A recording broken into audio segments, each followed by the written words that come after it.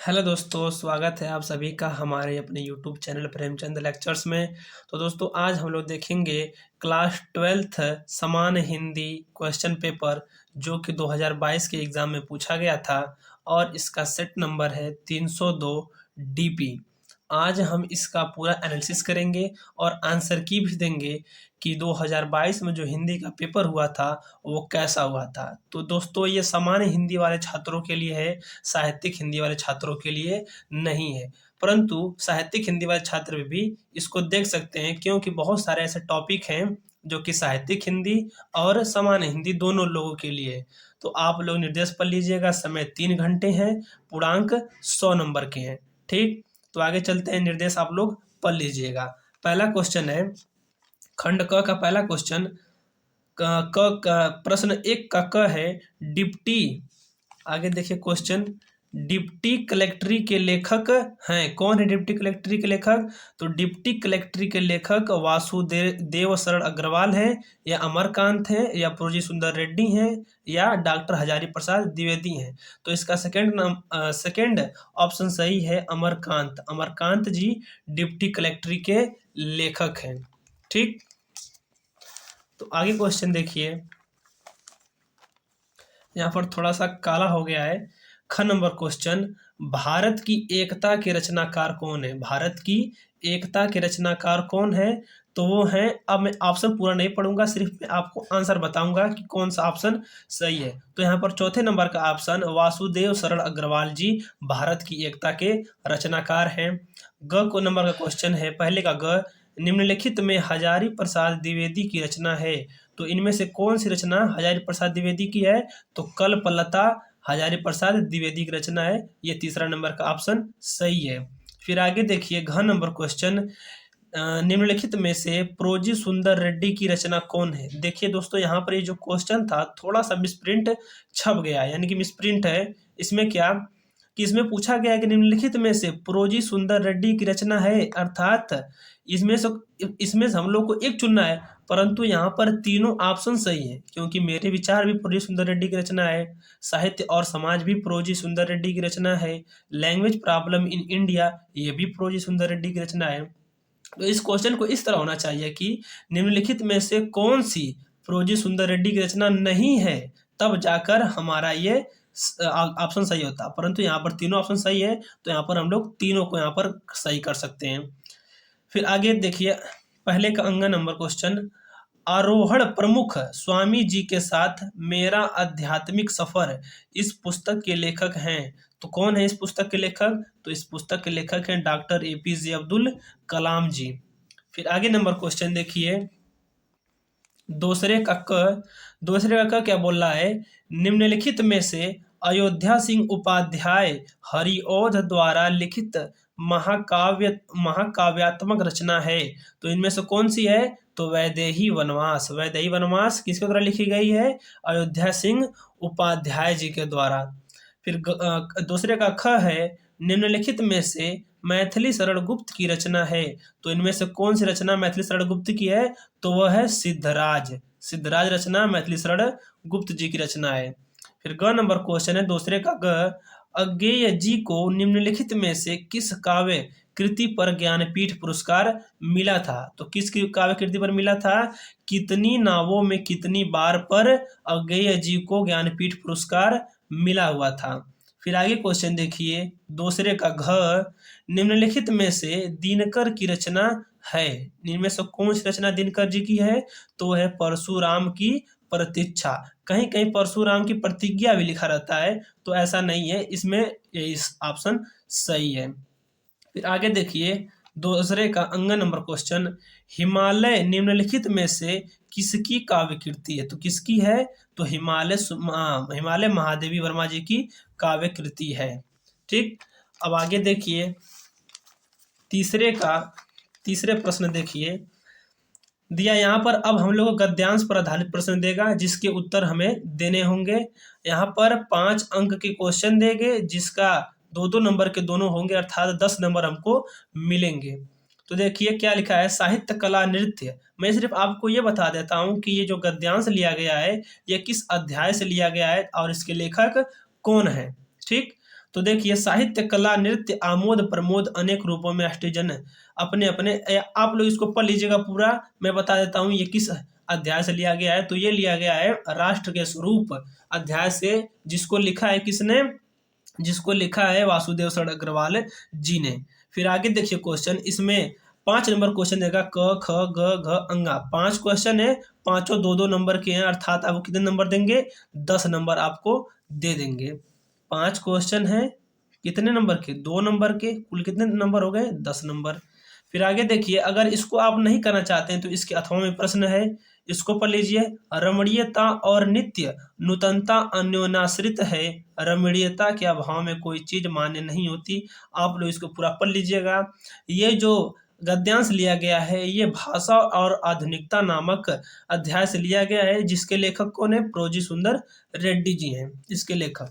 इसके अंतर्गत भी 5 क्वेश्चन आपको देगा, क ख ग घ और अंगा। इसमें 5 क्वेश्चन करने रहेंगे। अब पांचों कितने अंक के होंगे, 2 अंक के होंगे। टोटल 10 नंबर मिल जाएगा आपको। फिर आगे देखिए, चौथे नंबर का प्रश्न, दिए गए गद्यांश पर आधारित निम्नलिखित प्रश्नों के उत्तर दीजिए। अब आपको लोग क्या देगा, पद्यांश देगा, गद्यांश नहीं देगा।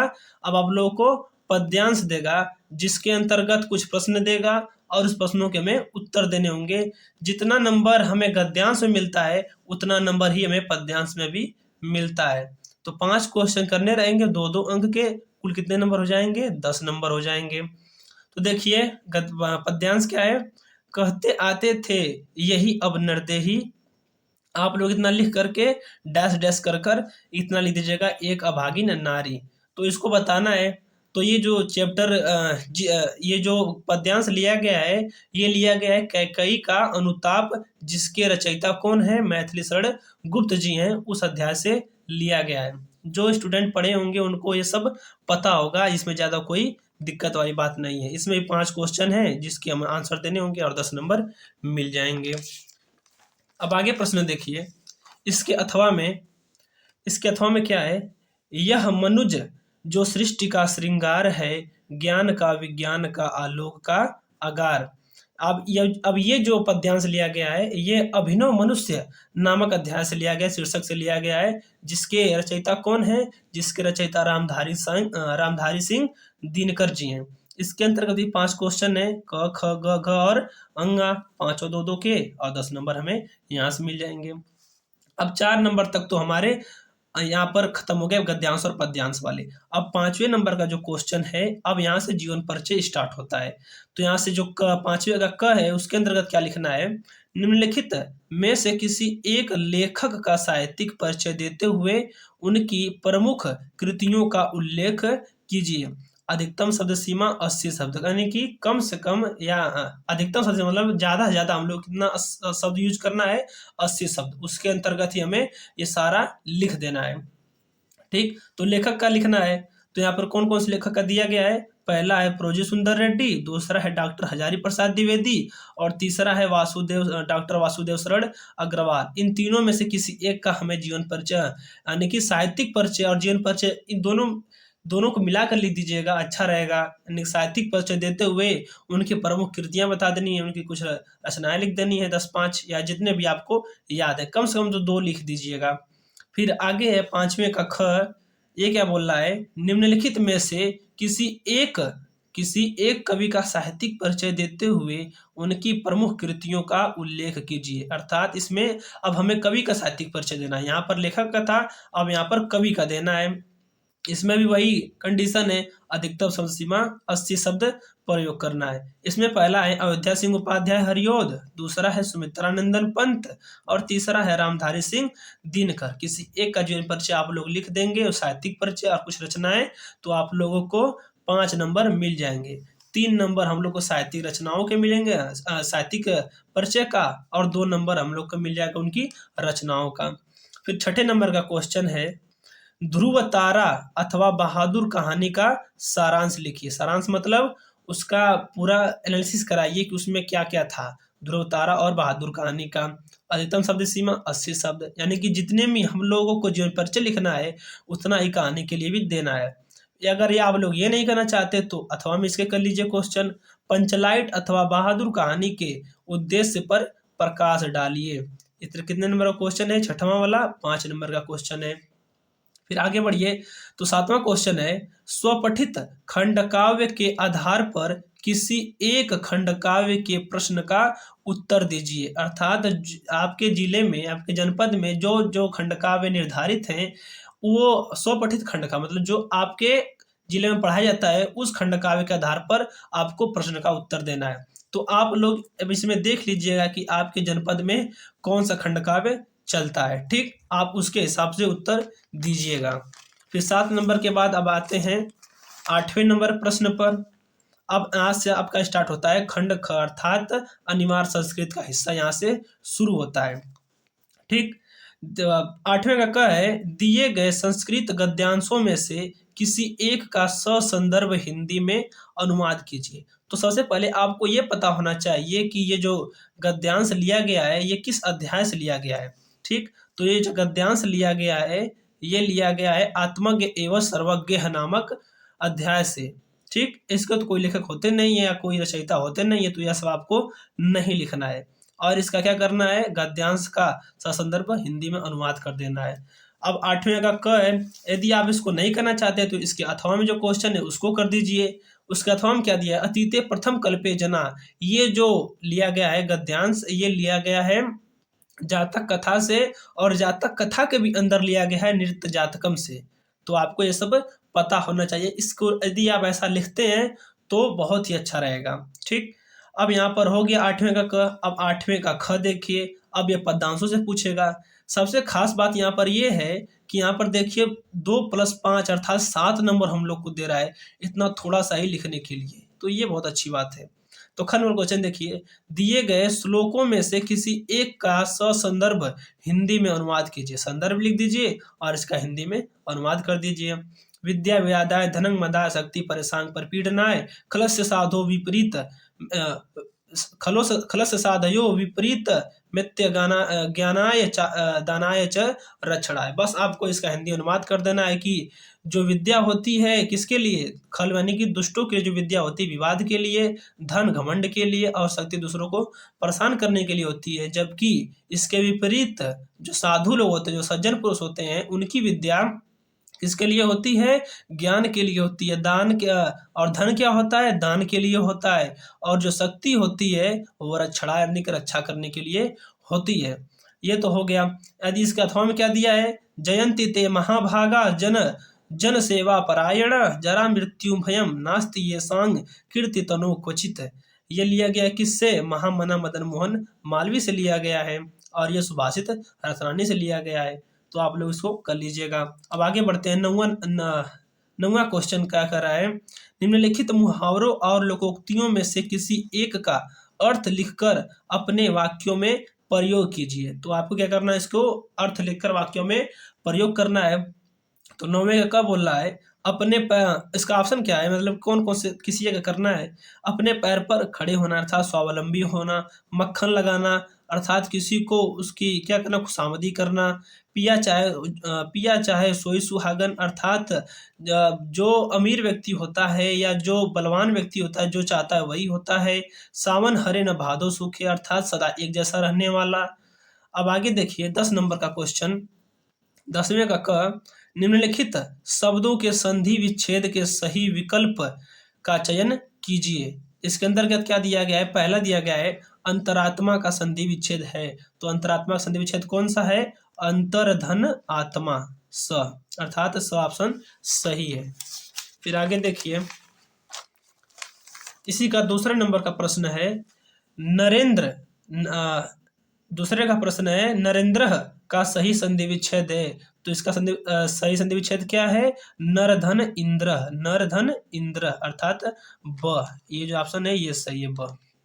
तीसरा प्रश्न है, पवित्रम का सही संधि विच्छेद है। पवित्रम का सही संधि विच्छेद कौन सी है, क्या है, पोधन इत्रम अर्थात द ऑप्शन सही है पोधन इत्रम।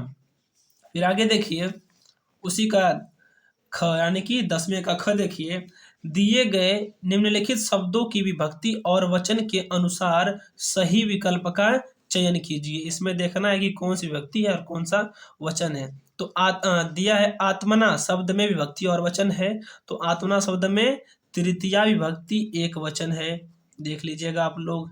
जो ब ऑप्शन है वो सही है। फिर आगे दूसरा है, नामनी शब्द में विभक्ति और वचन है। तो नामनी शब्द में विभक्ति वचन कौन सा है? सप्तमी विभक्ति एक वचन है। फिर अब यहाँ पर 10 नंबर का क्वेश्चन खत्म होता है। अब आता है 11 नंबर का क्वेश्चन। तो 11वें का क देखिए, 11वें का क, निम्नलिखित शब्द युग्मों का सही अर्थ चयन करके लिखिए। तो इसमें से हमें चुन कर लिखना है कि कौन सा शब्द युग्म सही है। पहला है अभय और उभय। अभय मतलब होता है निडर यानी कि बिना डर का, और उभय मतलब होता है दोनों। तो क्या हो जाएगा? निडर और दोनों। सब ऑप्शन सही है। दूसरा है अंश और अंशु। अंश मतलब क्या होता है? भाग, और अंशु मतलब सूर्य, अर्थात इसका हो जाएगा वो ऑप्शन सही हो जाएगा, पहला ऑप्शन। फिर इसी का ख है, निम्नलिखित शब्दों में से किसी एक शब्द के दो अर्थ लिखिए। अर्थात इन तीनों में से किसी एक को उठाना है और उसके दो अर्थ लिखने हैं। जैसे कि काल है, तो काल क्या होता है? काल का होता है समय। काल का क्या होता है? समय। और काल का क्या होता है? मृत्यु भी होता है।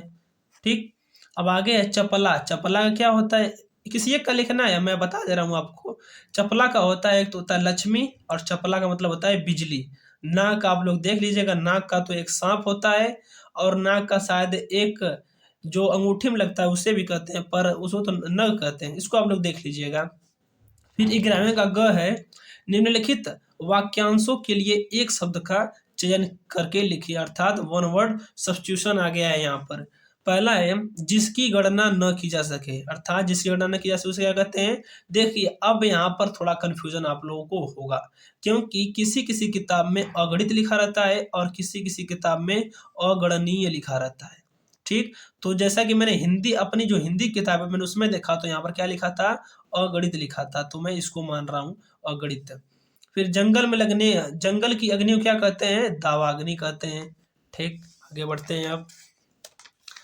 अब हम लोग बस अब 11वें का ग बचा है। देखिए, निम्नलिखित में से किन्हीं दो वाक्यों को शुद्ध करके लिखिए। किन्हीं दो वाक्यों क्या करना है? शुद्ध करके लिखना है। तो पहला देख लीजिए, यह किताब 5 रुपए की है। तो इसका शुद्ध रूप क्या होगा? यह किताब मात्र 5 रुपए की है। हम लोग को ऐसे लिखना रहेगा। दूसरा है, तुलसीदास पक्के ईश्वर के भक्त थे। तो इसे लिखेंगे क्या? तुलसीदास ईश्वर के पक्के भक्त थे। यहाँ पर ईश्वर लाएंगे, फिर पक्के को बाद में रखेंगे। तुलसीदास ईश्वर के पक्के भक्त थे। फिर तीसरे का देख लीजिए, इलाहाबाद जाने के अनेकों रास्ते हैं। तो ऐसा नहीं लिखेंगे, इसे लिखेंगे क्योंकि अनेक अनेकों नहीं होता है, सिर्फ अनेक होता है। तो इलाहाबाद जाने के अनेक रास्ते हैं। ये चौथा है, आप पधार कर हमें अनुग्रहित करें। इसमें मुझे थोड़ा कंफ्यूजन लग रहा है, क्योंकि इसमें मुझे कुछ गलती नहीं नजर आ रही है। आप लोग इसको देख लीजिएगा। फिर 12 नंबर क्वेश्चन देखिए, क का 12वें का क, वीर अथवा हास्यरस का लक्षण और उदाहरण लिखिए। आप लोग इसको पढ़ लीजिएगा। यदि आप लोग कहेंगे तो मैं इस सारे टॉपिक का वीडियो आपके इस चैनल पर डाल दूंगा, और प्लेलिस्ट में भी कुछ वीडियो डाल दूंगा। ठीक। और यदि आप लोग कमेंट करेंगे तो मैं इस पूरे हिंदी के जितना भी पेपर है 7 सेट का पूरा सॉल्यूशन अपने इस चैनल पर डाल दूंगा। यदि आप लोग कमेंट करेंगे तो ही, नहीं तो फिर मैं नहीं बनाऊंगा वीडियो इस टॉपिक पर। ठीक। तो आगे देखिए 12वें का ख, अनुप्रास अथवा उपमा अलंकार का लक्षण और उदाहरण लिखिए। फिर ग नंबर क्वेश्चन है 12वें का ग, दोहा अथवा चौपाई छंद का लक्षण और उदाहरण लिखिए। ठीक। 12 नंबर का क्वेश्चन हो गया। अब 13 नंबर क्वेश्चन देखिए, किसी विद्यालय के प्रबंधक के नाम प्रवक्ता पद पर अपनी नियुक्ति हेतु आवेदन पत्र लिखिए। तो यहाँ पर हमें क्या लिखना है? आवेदन पत्र लिखना है। तो किस पर लिखना है? प्रबंधक के नाम प्रवक्ता पद पर। अर्थात यदि आप किसी स्कूल में प्रबंधक के पद पर अपना पद चाहते हैं तो इसके लिए आपको लिखना पड़ेगा प्रबंधक को अपने अपने लिए, कि उस यदि आप स्कूल में किसी पद को चाहते हैं। ठीक। इसके अथवा में क्या लिखा है? होजरी की दुकान खोलने के लिए किसी बैंक के शाखा प्रबंधक को एक आवेदन पत्र लिखिए जिसमें ऋण की मांग की गई हो। यदि आप इसको नहीं लिखते तो इसको लिख दीजिएगा। ठीक। अब अंतिम प्रश्न बचता है 14वां का, जो कि निबंध का है, जो आप लोगों को कम से कम तो आप लोगों को 400 या 350 शब्द में इसको लिखना ही लिखना है। ठीक। देखिए, निम्नलिखित विषयों में से किसी एक पर अपनी भाषा शैली में निबंध लिखिए। पहला दिया है भ्रष्टाचार समस्या और समाधान, वन संपदा और उसकी उपयोगिता। ग है दहेज प्रथा अतीत और वर्तमान। घ है भारत में आतंकवाद कारण और निवारण। अंगा नंबर है जनसंख्या नियंत्रण में परिवार नियोजन का महत्व। इतने टॉपिक में से किसी एक टॉपिक पर आप लिख सकते हैं। तो मुझे लगता है सबसे आसान यहाँ पर पड़ेगा आप लोगों को भ्रष्टाचार समस्या और समाधान, क्योंकि आजकल भ्रष्टाचार बहुत काफी बढ़ गया है। तो आप लोग को इस पर बनाकर आसानी से लिख सकते हैं। तो बस दोस्तों आज के लिए इतना ही। आप लोग कमेंट करके बताइएगा कि वीडियो कैसी लगी, और यदि आप लोग इसका फुल सॉल्यूशन चाहते हैं तो प्लीज़ कमेंट कीजिए और लाइक कीजिए। यदि चैनल पर नए हैं तो चैनल को सब्सक्राइब कर लीजिएगा और बेल आइकन को प्रेस कर लीजिएगा, ताकि मैं किसी भी प्रकार का यदि वीडियो बनाऊं आपकी पढ़ाई से रिलेटेड तो आप लोगों को सबसे पहले मिल जाए। धन्यवाद। मिलते हैं किसी नेक्स्ट वीडियो में, तब तक के लिए बाय।